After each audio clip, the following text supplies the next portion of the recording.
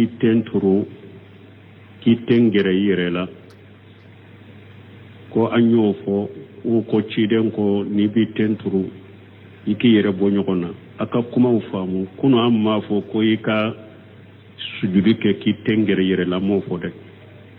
min fora adresu kono ni joni alaka suru sujudu to an ko ika fari kolo yoro korotale ifule ko de bila ishen fara fula jo yoro la duguma ewa minye ewa ifari kolo yoro fasamantimu ifule ko o fara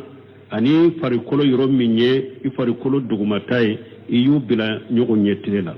ninde fora me ka fo ki tengere yere maki yere kuru aha mo fo mo yede wala ciden ko sujudi ibe yere bonyogo na me yere bominda do fana bu yere bonyogo na kake ko mi be da doni ko ko fana danteme wotede akoy ki konota ka boy worowde ka minye itege ewa itege kala fula fana ko maboy kerena mana itege kana da ikereka isujudu ton itege kana da ikereuka iki kono fana ta ka bo i woroka kono kana da woroka ciden ko ika sujudu ko cogo la me do fana bu yere sama cogo do la ka ke komi be da o fana te hada maden ka ke ko be ke chamanjela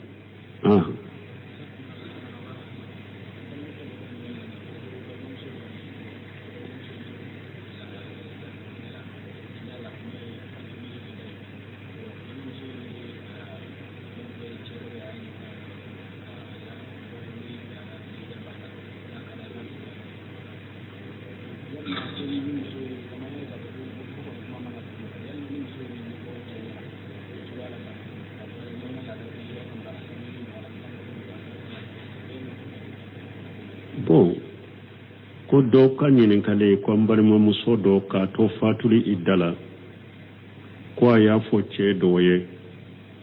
ko ninka idabana iben furu ko muso kan nin fo ce ka to idala ko obe chogodi nin tebbe muso ye bon na ya fo ce min fane kana jabi akana lahidu ta nyogonye na ye lahidu ta nyogonye ka muso to idda kono haramudo aye haramuke muso nye nin kuma min fa kala ya fa delala ka ya fama kito idala ite furu lahidu mina moye ite furu ko fo moye fo ika idda kaba odi ya to idda yere kono na la fimo fenye pare fenye ni ya ke ni cheube nyabo inofe sila me sariya yo haramu bolo harifini nyuma ikanado ikana kaleda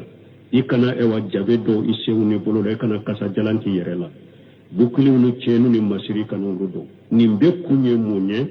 wali chenya kanabo inofe kito idala ni idabana de sa mununtu haramu yere bolo te udagara yeki yere masiri ka chenye neke hari kam masiru yere ke puru cheu kanyabo inofe sila me sariya yere haramu bolo idakono abe daga ka fo chede ewa konninka idabana ikin furu ote daga ye ala ya fadele muso minyen nin fo aye junubu ke aka ala ya fadele ala ka ya fama nin te daga ye bo ate daga che fana ikan lahiru taye na ya soro che fana ya jabe ye lahiru taye fana ye junubu ke isagi kata ala makala ala ya fadele ala ka ya fama nin te be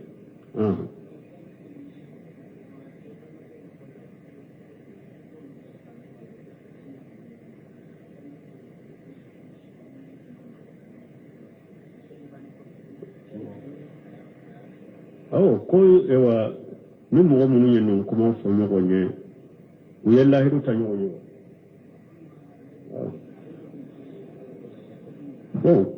na ya soro hari aye lahiru ta muso ni kai dabe ba bannan bi furu uye ala de soso uye jurubu deke me muso idabba nen ko fe na ma furu idala kaba idabba nen ko fe da le muso furu basi ku ka furu la uye lahiru min ta nyogo nye dorobe ala ya fa delo de la de junubu ye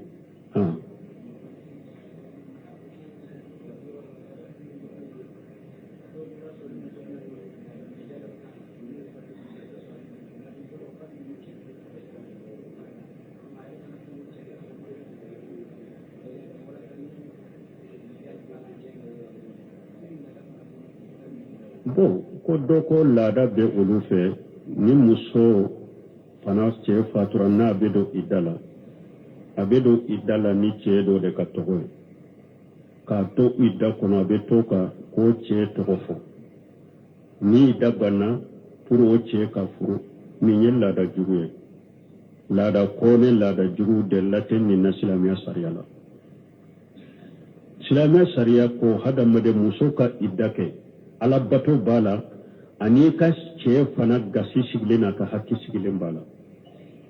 o ni mɔgɔ min bɛ cɛ gasi sigi i cɛ hami tun bɛ e la i b'a gasi sigi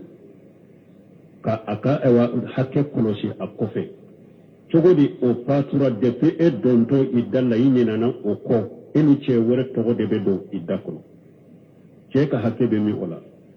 parce que i da fule ko fila de b'a la ala bato b'a la ala ka sariya n'a ka ɲamaru kan don mun na ala y'a bila cɛ kan muso kan cɛ fana ka hakɛ kɔlɔsili b'a la a kɔfɛ ni cɛ fatura yɔrɔnin kɛlɛ min tɛmɛna e n'a cɛ furuɲɔgɔnya la o ka se ka ɲina ko yɔrɔnin kɛlɛ o de y'a to ala ko i ka kalo 4 ni tile ka sigi cɛ fana ka hakɛ n'a ka gasi kɔlɔsili dɔ b'a la donc o bɛ se ka kɛ cogo di depuis e dontɔ furu da la e ni cɛ de tɔgɔ bɛ dɔn i ni cɛ si kana furu kuma si fɔ i ka cɛ ka hakɛ n'a gasi kɔlɔsi fo ka k'i ka i dabba ni laada min filɛ nin ye laada ko ni laada jugu de la t'a la silamɛya sariya la bidiya de don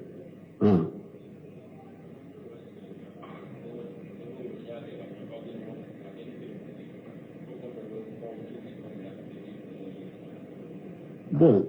ko n balimamuso dɔ ka ɲininkali bɛ ko dɔw bɛ worokiya kɛ telefoni la k'a sɔrɔ a tɛ ɲɔgɔn kan o kɔfɛ a bɛ furaw f'u ye ou bien a bɛ furajiw bila ka t'u ma ninnu tigi ye kɔrɔfatitigiw ni wari dunnaw de ni bunbaji ka kaseti min fɔ eri kelen dafalen min ko n'u taara a ka du kɔnɔ k'a ɲininka worokiya cogo bɛɛ la kaseti dafalen kɛlɛ fatawa sihiru wal masu wal ayn ili samahati Sheikh Abdulaziz Ibn Baz nin kaseti eri kelen ko foyi t'a kɔnɔ ni uruhiya sariyaw tɛ min bɛ bɛn a la min tɛ bɛn a la a ɲininkara ninnu n'a ɲɔgɔnnaw la ko nin tɛ bɛn a ko uruhiya i b'a kɛ a tigi de ka mubasaran a tigi b'i kɔrɔ i b'i da gɛrɛ la ka uruhiya k'a kan hari minnu bɛ mikɔrɔ diraw a bɛ wari ɲini hari mikɔrɔ diraw Sheikh Salih Fawzan ninnu ɲininkara nin bɛɛ la Bunbayi ninnu ɲininkara nin bɛɛ la hari mikɔrɔ diraw mikoro ka awa kaw fara ɲɔgɔn kan ka kalan kɛ aw kan mikoro bɛ kalan kɛ aw kan nin bɛɛ ye de ka hadamadenw ka wariw don fo silamɛni wɛrɛ b'a ko yɛrɛ a ko ni mɔgɔ min ye fantanw ye de minnu ma wari caman d'u ma u bɛ olu fara ɲɔgɔn kan so kelen kɔnɔ u bɛ kara aw bɛɛ ka qira'atu jamaiya mikoro la parce que aw ma caman bɔ ni min ye caman bɔ y'a dɔn o ye waritigi ye ou bien waritigi den dɔ de ye nin ye wari caman de bɛ bɔ e bɛ dama e bɛ bila i damana kurufa de kɔnɔ i damana so kalan de bɛ kɛ e la normal ni min ye waritigi ye kalan na kɛ e la normal minnu ye fantanw ye olu na tɔn ɲɔgɔn kan ka mikoro dira u kan ye a ko dɔw yɛrɛ bɛ kɛmɛ kalan bɛ kɛmɛ fila kalan bɛ kɛmɛ duuru kalan bɛ a ko ninnu ye wari ɲini dɛ urukiya tɛ ninnu ye wari ɲini dɛ nin tigi ni ala ma fara ka yɛrɛ barika bɛɛ bɔ ale ka urukiya la yɛrɛ a tɛ fɛn ɲa donc hadamaden urukiya ni bɛ se k'i balima nafa ni ala ye bana b'a la k'a kɛ fu yɛrɛ k'i sara ɲini ala fɛ ala bɛ barika don o de la ni mɔgɔ min ma se o ma yɛrɛ i tɛ se k'o kɛ yɛrɛ dɔɔninkɛbaaw ko fɛn min na min tɛ banabagatɔw tɔɔrɔ barika na don i ka urukiya la mais ko sugu minnu fɔra la ten mɔgɔ bɛ jamana wɛrɛ telefoni la k'o bɛ urukiya kɛ u bɛ mikɔrɔw u bɛ dɔw bɛ kasɛti tɛ d'i ma nin si tɛ urukiya kɛ cogo ɲuman a bɛɛ wari ɲini urukiya de mun b'a sara i b'a kɛ a tigi yɛrɛ de kan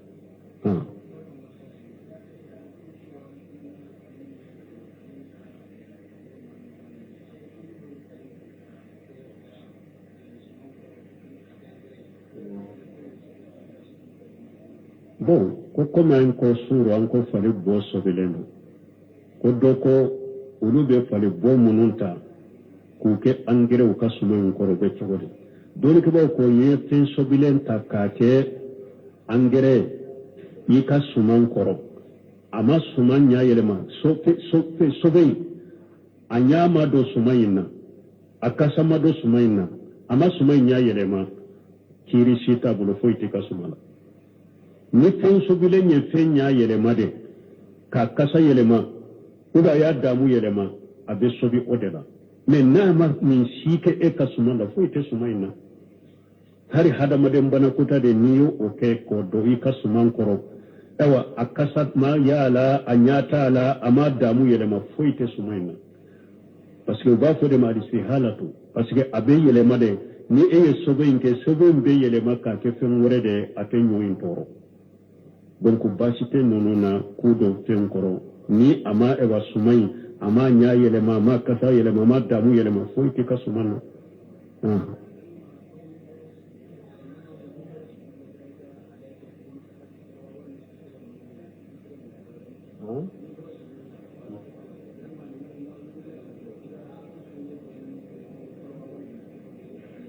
bon ko ni mogo bora e ko sujuru de ko mogo ni bora sujuru la ibe ewa i bora sujuru la kajo na bora sura ka kajo iba damina kitile safa de la folo udi go bolo fula de sego bolo safa tile danye sana ka do safa la de na abe do safa la de safa betile fo kata salli be pa abo chogo de la safa la wa hada madan ko ni bora sudulu da dorobe min kay bi bolo fulata kubla idiside ka donc safa tileli ko ni danye de sana ka do safa la ko ni yere ya ye sisa mulila mbora safa la ntara ni ube ntara ko fe bi yere do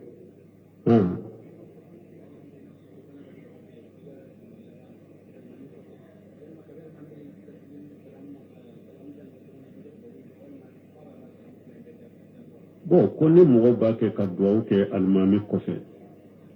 yala ni almami ye salamu folo bila drobe duwawu in jode wa ube salamu fulano ni almamu salamu fula be dafara de ibe duwawu in jo ibe ka salamu bila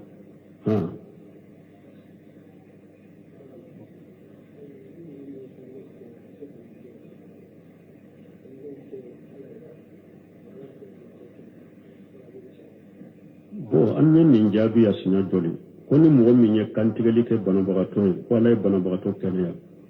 e ko mun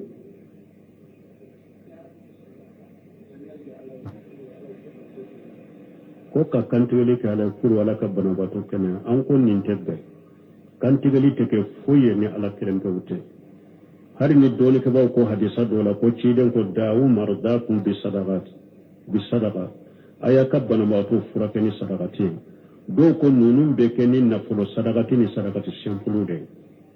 hari ni hadisa sahara parce que kuma bɛ hadisa in yɛrɛ la u ko hari ni hadisa sahara sadakati senfulu ni nafolo sadakati u b'o de kɛ min ye kantigɛli ye kantigɛli bɛ kɛ ala kelen pewu de kana kantigɛli kɛ fɛn wɛrɛ ni ala kelen pewu tɛ parce que ni ye kantigɛli kɛ ko bana ka furakɛ a bɛ komi o kantigɛli kɛra sɛtanɛ minnu ye bana bila banabagatɔ la kantigɛli in bɛ kɛ sɛtanɛw de nin tɛ bɛn o ye kantigɛli de fɛn wɛrɛ min tɛ ala ye banabagatɔ bana ka furakɛli ni kantigɛli tɛ ɲɔgɔn sira la kantigɛli bɛɛ bɛ kɛ ala de laana allahu man jabaha li ghayrillah kiden ko ala ye mɔgɔ danga ni mɔgɔ min ye kantigɛli kɛ fɛn wɛrɛ min tɛ ala ye hari mun ko sarakati ka bɔ a bɛ bana furakɛ sarakati senfulu tɔ ninnu de don kantigɛli ko tɛ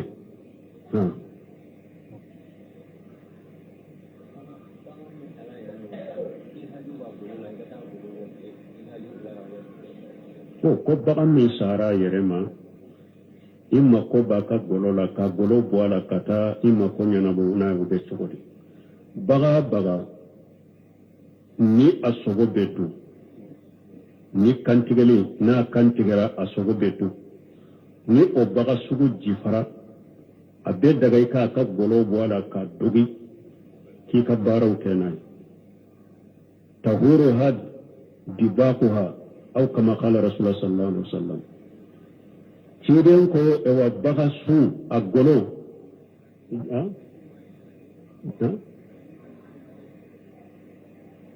awo no cago caman b'a la na cogo de ayyuma ihabu dubigati faqari tuhira faqari tahurati ciden ko golo n'a dogira a sɛnɛyara a bɛ na cogo dɔ la goloni a dogoli de a kantigaliye ni bulugo tanni mun be hadisa sahale undo donc doni ke daw yaayira fengo fe sogo de betu na be kantigale be sogo duni la daga o su golo ka bola parce que ciden de lakana yawa saga do satona o ciden ko ne saga ko ciden man ninji fara de ko ako halla hari attun ka golo yimina ka dugu aka yere na fanai wala fengo fenne akan tigara sogo duni dagara no jifara ka golo bala ka dugi adagara ika bara kena ika salli kaka ikika nyu kala adagara ika ke jiforo koy fengo fen jifara na sogo de bedu kan tigari ba sogo la daga niya agolo bwala ka dugi me ba dugu de niya dugi asenayara me sosoli nana jumanna munun sogo te du kantigele te munun sogo duni la daga yana ulu fana ka golo na dogira dagara wa sosoli nana o de la kuma sahale tengo te sogo te du ni o sara o golo ya dogi chogo sobilendo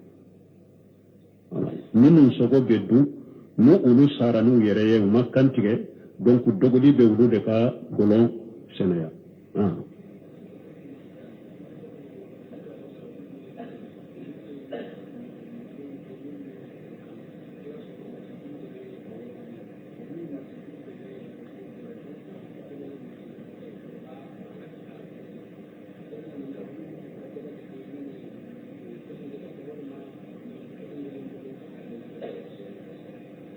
bon koddo ko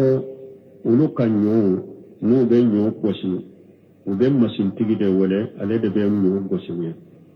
ni masintigi bebe boro kononto tanna ye masintigi tai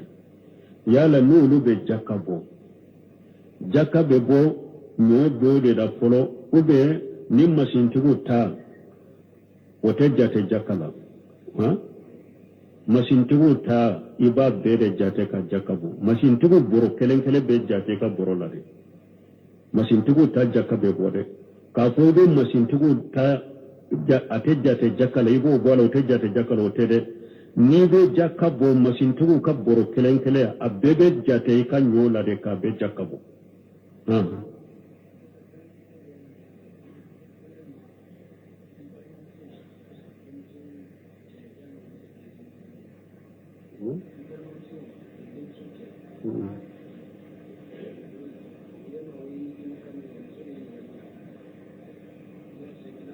ko yala e ka balimo muso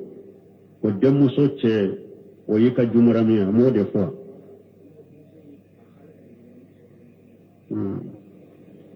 ko balimo muso a dem muso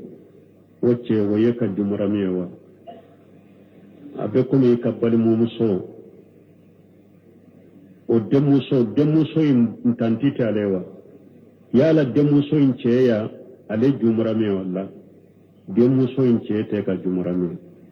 silamiya sariya kode ciden kode ni muso bi bolo kana tanti faraka e haramu yara bolo de ka ibalima ke dem muso to bolo ni ka balima muso dem muso ta bolo dongo de daga lendo aye uba fo ninde mataharimul muwaqqata muso ni e haramu yara cede de bolo haramu ni do haramu ra bolo kata wakati do de ma o te ka jumurami de ni yetta harimul muwaqqata de e ka balmu muso de muso ce e ka balmu muso de muso tanti de ale ce e haramu yara ce boroka i balmu muso de muso to abolo de silamiya sariya ko ciden ko kanai de furu ka fara ki faraka min ni ale i balmu muso de muso ta bolo dongodo i dagarai abo chola muso e balmu muso ni muso be me bakele fakele ube abe bakele de la ube abe fakele de la o muso ce a haramu yara ka e furu ki fara i balmu muso ka ki to abolo wante zibe bayna al ukhtayn min ni e ka e wa balma muso in tabolo dongo do e dagaray ba fo nundu no ma tahrimul muwaqqata nunun ki ka jumrami de tahrimul muwaqqata ti ka jumrami parce que haramu yari ma kata wakati do de la bo mi ni ka jumrami tahrimu muabbadan e haramu yara ce min bolo bada bada na te se ki fu donc o de to e ko jumara mi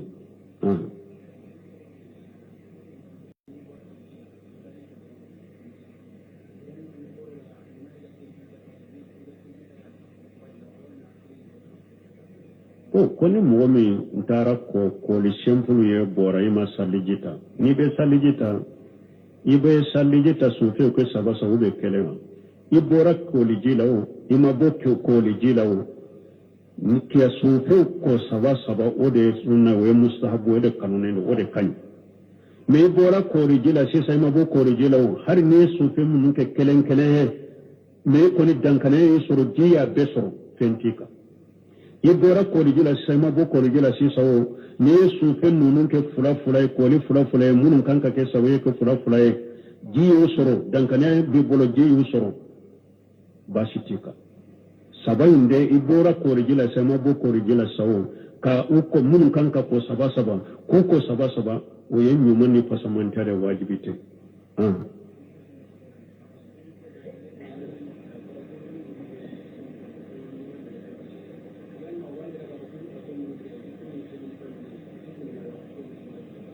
bon ko ba fo ko ulu be so min kono ko neman malika wute do o don ko no be so min kono ni condition e sharia majjeni minyete neman malika te do bon ko yala obe te sababu ni ka sallu te mine ka bato te no ani ka bato te nyon sirala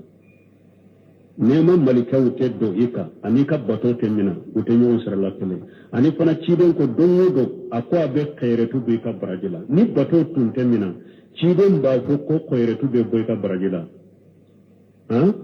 ani bato te nyon sirala bato be mina me dongo do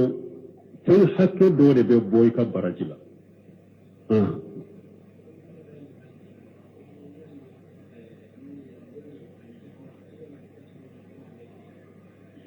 ko doni ani hikima ku difference gunu nyogon che ube kene doni be hikima be yede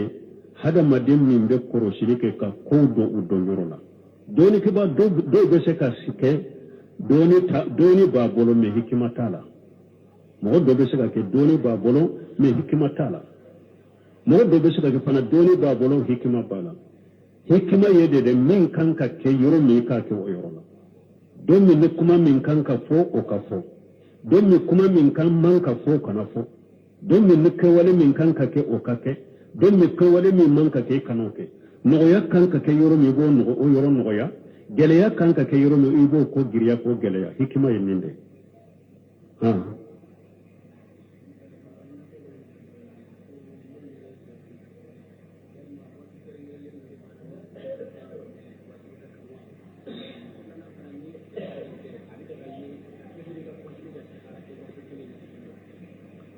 koddo ko nibe istikhara ke yala wakati kere lende balawa istikhara ke wakati kere lenta la doni ke ba ko salib balila nafila salib balila wakati mununa dribulu kolosi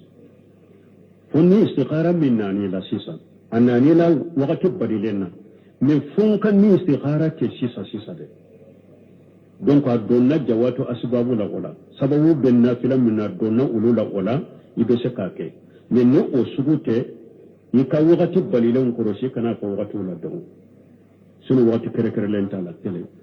fulana ko yala istikhara ibe ko kelen kono ko kele ibe se ka sage istikhara ka don ko ne e istikhara ke ko dola kun kele na ke baliya ma bangiye to suru ibe istikhara ke fo ala kai sabati kelenga imma ala ni sabati akeli ka kele no yana ke imma ala ni boala donc ni istikhara kele ni ake siya folo ewa sabati yoroye ake baliya na ake baliya hari tusuru ibake kamin yini ima sabati kelenka tusuru ibe se ka sagi istikhara ka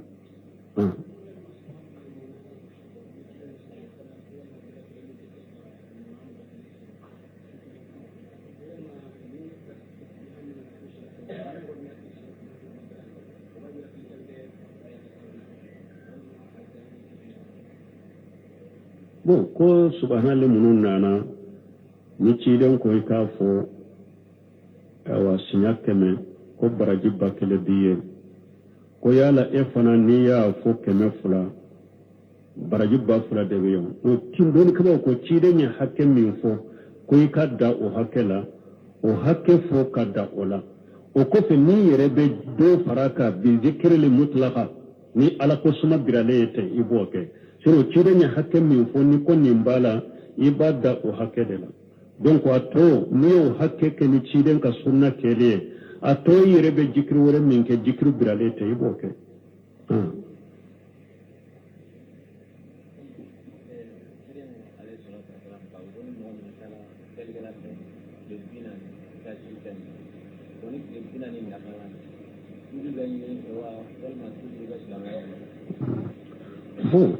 koni mogo min ciden ko ni tara fureli kala fe ka salite mina tilebinani ni tilebinani dafara tubu be nyini fe wa la hari ni tilebinani ma dafa ni mogo min ko ni tara lajeli kala de fe mo ina na do ja ni tara lajeli kala fe atebbe o yornin kala be de be tubi o yornin kala be ala ya fateli be tubi ani fana ciden ko tilebinani min ni ka salite mina o yeda baraji de be tiyan mais a korote ko tile bi nani ka salli be ka sagaka farda binna ka boy kana tile bi nani salli farda binna ka boy kana mais abe ko me baraji de be ciya ko kan non famu wala tubi ko ni bi ka wakati bede tubi inte ko ni ika makono ni ke ko ni tile bi nani de temne be tubi de ay ni yere yaadu ni min ke ko dugute o yornin kele be tubi mo kana tubu ya garuya سبحانك اللهم ربنا وبحمدك اشهد ان لا اله الا انت استغفرك واتوب اليك meso ni nyin kalin ke ko kuno ko nya fo ko ni subirara ikiten turu kiten gere yirela ko anyo fo o ko ciden ko ni biten turu iki yere bonyo kono aka kuma ufamu kuno amma fo ko ika subiri ke ki tengere yere la mo fo de min fora dresu kono ni jonni ala ka suri subiru to an ko ka fari kolo yoro koro tale ifule ko de bila ishen fara fula jo yoro la duguma